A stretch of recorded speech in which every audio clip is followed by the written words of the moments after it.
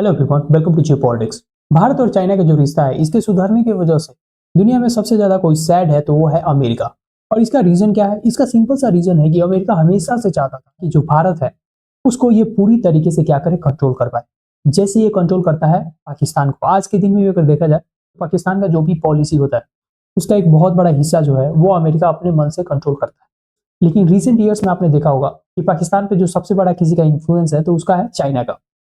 और इसका वजह है इकोनॉमी। पाकिस्तान के लीडर्स जो है हमेशा से क्या रहे, करप्ट रहे।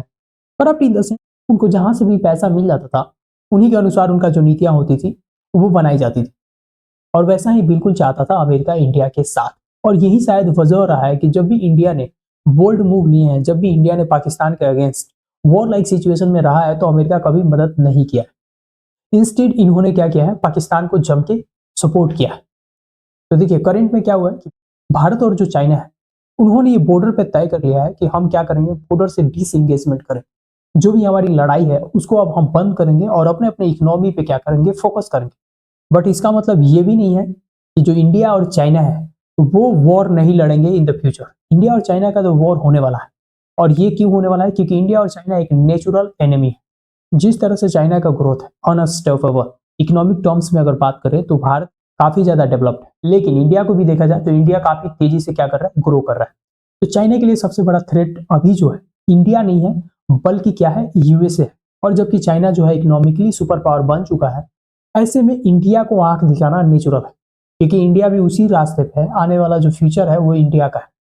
क्योंकि दुनिया का सबसे ज्यादा पॉपुलेशन किसके पास है? भारत के पास है। और वो भी युवा जो पॉपुलेशन है बहुत ज्यादा है। इंटरेस्टिंग बात यह है कि इंडिया का जो गवर्नमेंट है, पर्सनली गवर्नमेंट हमेशा से चाहता था क्या हो, कि बाइडेन का जो गवर्नमेंट है वही चुना जाए और फिर से गवर्नमेंट बने। इसके वजह से क्या होता था कि जो भी डीप स्टेट था, यूनाइटेड स्टेट का, उसके साथ जो इंडिया था वो आराम से क्या कर पाता था, डील कर पाता था। लेकिन ट्रंप के आने के बाद ये जो इंडिया का पॉलिसी है वो बहुत हद तक चेंज होने वाला है।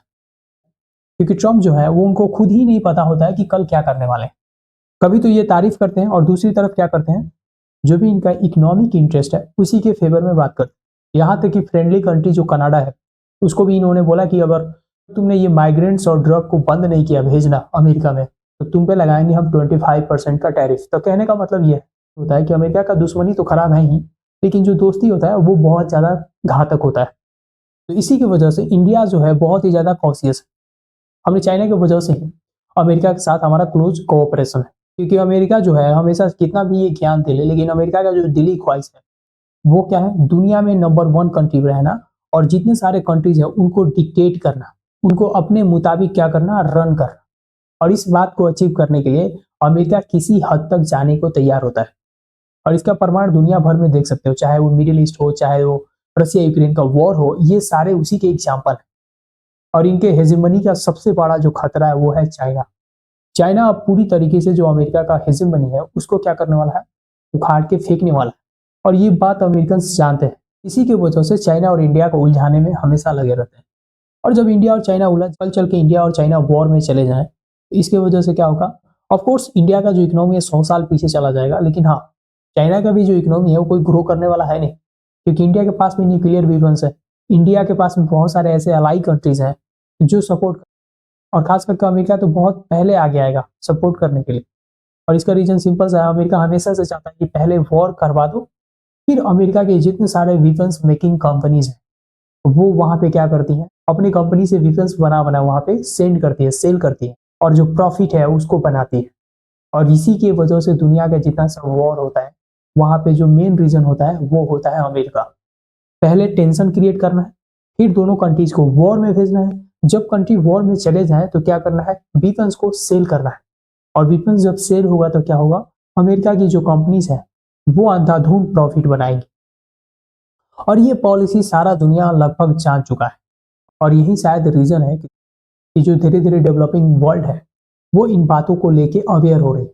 लेकिन ट्रंप के आने से ये जो इक्वेशन है चेंज होने वाला है। और ये चेंज इसलिए आएगा क्योंकि ट्रंप चाहते हैं कि फिर से क्या हो, अमेरिका जो है ग्लोबल सुपर पावर बने।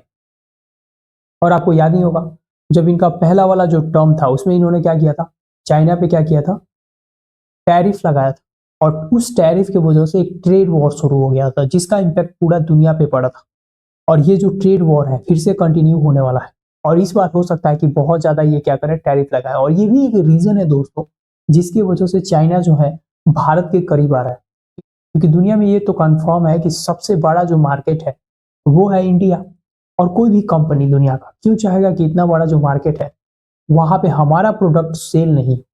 तो चाइना इस बात को रियलाइज कर रहा है और चाइना को ऐसा लग रहा है कि भारत के साथ बॉर्डर पे जो भी इशू है वो अगर हम अभी इमीडिएट इफेक्ट से निपटाए नहीं तो आने वाला फ्यूचर जो है वो बहुत ही ज्यादा क्या हो जाएगा, मुश्किल हो जाएगा। इनका सबसे बड़ा इशू है ताइवान हो गया, साउथ चाइना सी हो गया। तो इनको क्या करना है, अगर साउथ चाइना सी और ताइवान पे फोकस करना है तो इंडिया के साथ जो रिश्ते हैं उसको नॉर्मल करना पहली प्राथमिकता होनी चाहिए। और यही बात अभी चाइना अडॉप्ट करके रखा है। और यही रीजन है दोस्तों कि चाइना जो है इंडिया के साथ क्या कर लिया है, कुछ पल के लिए, कुछ दिनों के लिए और कुछ ईयर्स के लिए कह सकते हैं कि शांति का जो समझौता है उस पर हस्ताक्षर करने के लिए तैयार हो गया है। और इसका मतलब ये कतई नहीं है कि जो चाइना है वो इंडिया से वॉर नहीं करेगा या इंडिया चाइना को क्या करेगा, माफ कर देगा। आने वाला जो फ्यूचर है ये दोनों कंट्रीज जो है इकोनॉमिकली स्ट्रॉन्गर बनना चाहते हैं। और चाइना चाहता है कि ओवरटेक करे अमेरिका को और इंडिया चाहता है कि हम क्या करें, ओवरटेक करें चाइना को। तो इन्हीं सब कारणों की वजह से जो भारत और चाइना का जो रिश्ता है उसमें काफी हद तक मिठास आने वाला है।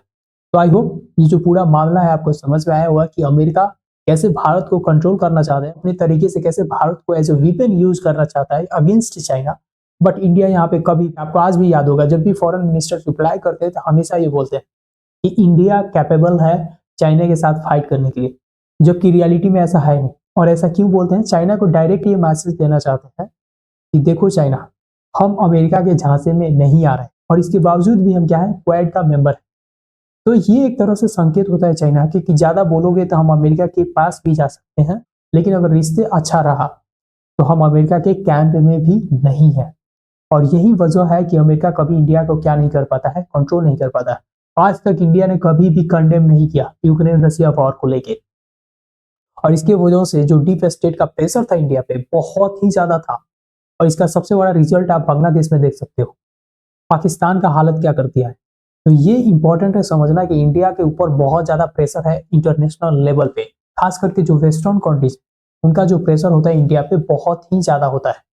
क्योंकि किसी भी तरीके का अगर इंटरनल प्रोटेस्ट होता है उसको जस्ट फंड करना होता है, और फंड करके उस कंट्री को ये लोग क्या करते हैं, आराम से उस कंट्री का हालत खराब कर देते हैं। गवर्नमेंट गिर जाती है, अपने अनुसार एक पपेट गवर्नमेंट बैठा देते हैं और उसको जैसे बोलते हैं वैसे पॉलिसियां बनाते रहते हैं। तो कल चल के अगर भारत में गवर्नमेंट गिर जाए और अपने अनुसार अपने मन से एक गवर्नमेंट को बैठा दे जो उनके बताए रास्ते पे चले, तो बहुत जल्द इंडिया क्या करेगा, चाइना के साथ वॉर में चला जाए। और ये सबसे बड़ा इंडिया का गलती होगा अगर 10 साल के भीतर हम उसके साथ वॉर कर लेते हैं तो। इसकी वजह से हम इकोनॉमिकली 150 साल पीछे चले जाएंगे। चाइना का कुछ खास यहाँ पे जाने वाला है नहीं। कहाँ $5 ट्रिलियन का इकोनॉमी, कहाँ $25 ट्रिलियन का इकोनॉमी, इसमें बहुत बड़ा डिफरेंस होता है। तो आई होप इंडिया जो है इन बातों को समझता है और इंडिया का जो पॉलिसी है कि इकोनॉमिकली पहले स्ट्रांग बन जाओ फिर बी फिटिंग रिप्लाई चाइना को समय आने पे देंगे। तो ये बहुत ही outstanding foreign policy of India है। आई होप ये जो पूरा मामला आपको समझ में आया होगा। तो this is it from my side, see you in the next video, thank you.